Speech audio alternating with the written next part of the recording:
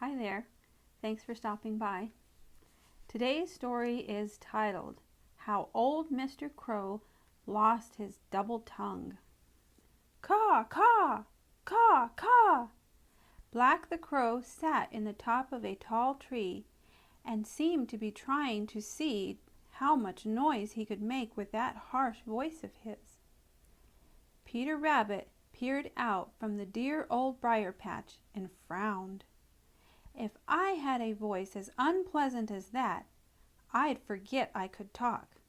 Yes, sir, yes, ma'am, I'd forget I even had a tongue, declared Peter.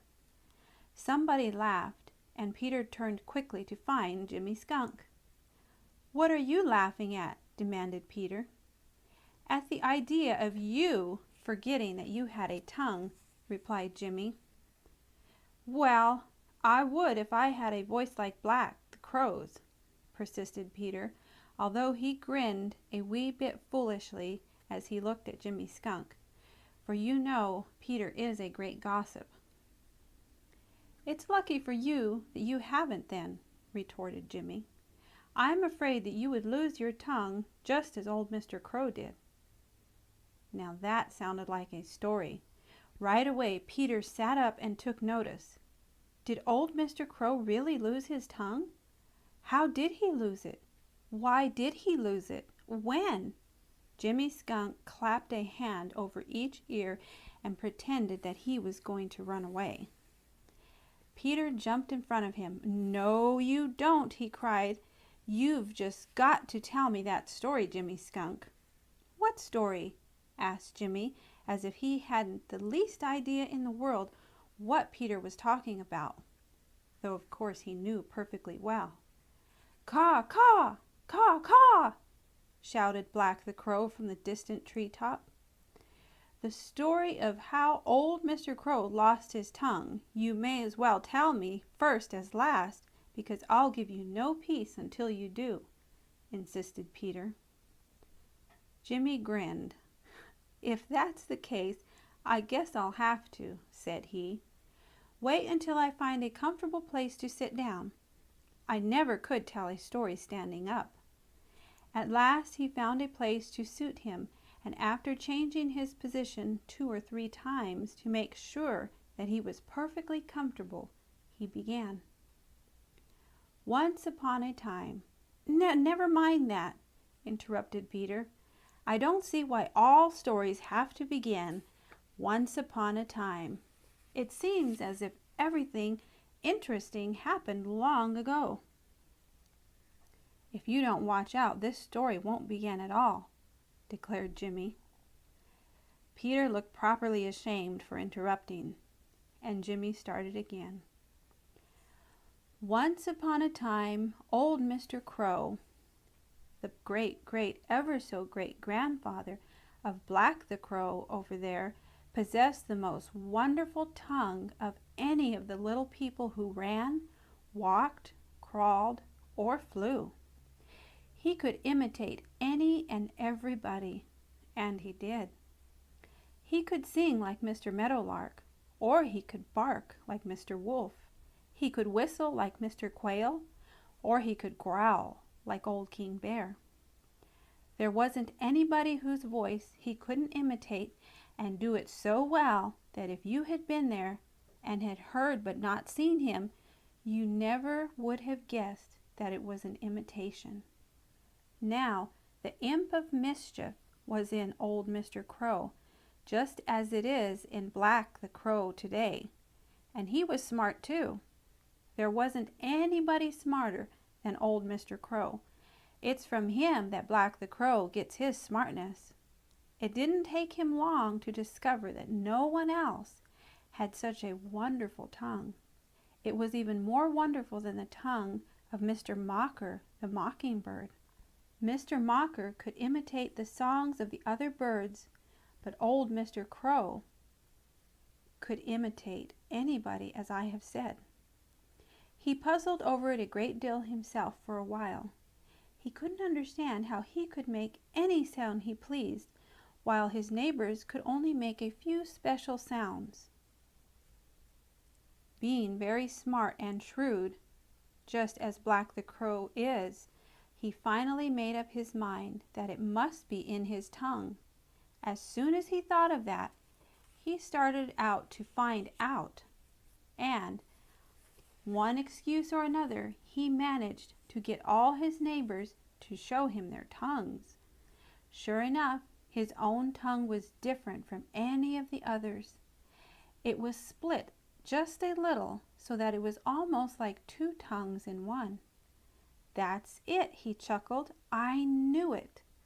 It's this little old tongue of mine. Nobody else has got one like it. But no one knows but me.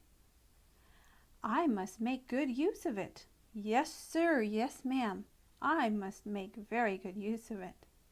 Now, when old Mr. Crow said that, he didn't really mean good use at all. That is, he didn't mean what you or I or any of his neighbors would have called good use. What he did mean was the use that would bring to himself the greatest gain and pleasure, and, being a great joker, he began by having a lot of fun with his neighbors. When he saw Mr. Rabbit, your grandfather 1,000 times removed, coming along, he would hide, and just as Mr. Rabbit was passing, he would snarl like Mr. Lynx. Of course, Mr. Rabbit would be scared almost to death, and away he would go, lipperty-lipperty-lip. And old Mr. Crow would laugh so that he had to hold his sides. He would hide in the top of a tall tree near Mr. Squirrel's home, and just when Mr. Squirrel had found a fat nut and start to eat it, he would scream like Mr. Hawk, and then laugh to see when Mr. Squirrel dropped his nut and had to dive head first into the nearest hole. He would squeak like a mouse when Mr. Fox was passing, just to see Mr. Fox hunt and hunt for the dinner he felt sure was close at hand. But after a while, Mr. Crow wasn't satisfied with harmless jokes. Times were getting hard, and everybody had to work to get enough to eat. This didn't suit Mr. Crow at all, and one day, when he happened to discover one of his neighbors just sitting down to a good meal, a new idea came to him. He stole as near as he could without being seen, and suddenly growled like old King Bear. Of course, that meal was left in a hurry. "It is too bad to see all that good food go to waste," said Mr. Crow, and promptly sat down to eat it. After that, instead of hunting for food himself, he just kept a sharp eye on his neighbors.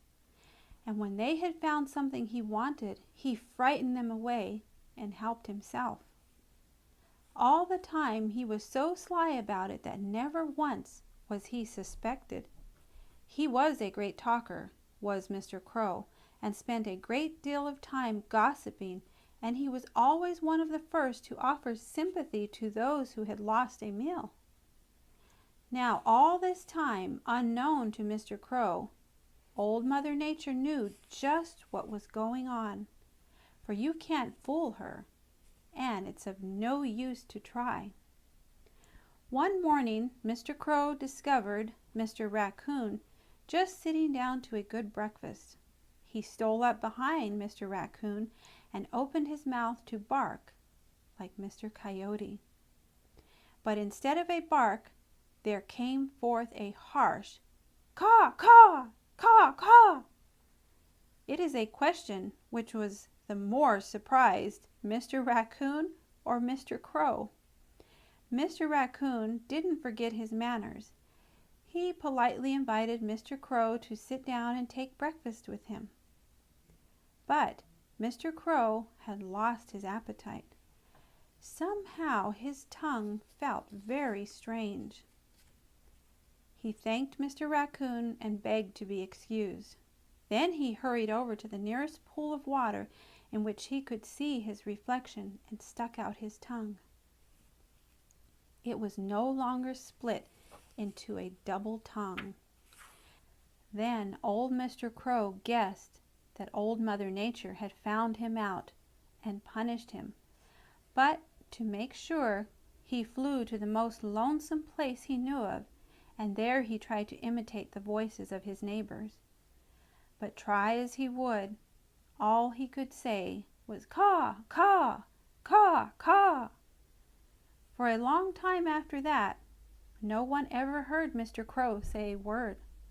His neighbors didn't know what to make of it, for you remember he had been a great gossip.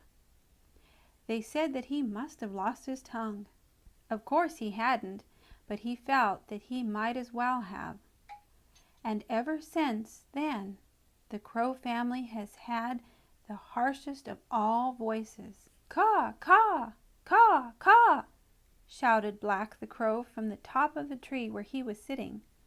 I wonder, said Peter Rabbit thoughtfully, if he could imitate other people if his tongue should be split. I've heard say that he could, replied Jimmy Skunk, but I don't know. One thing is for sure, and that is that he is just as smart and sly as his great ever so great grandfather. And I guess it's just as well that his tongue is just as it is. And that's the end. That completes another story. Thank you for stopping by, and I'll see you next time.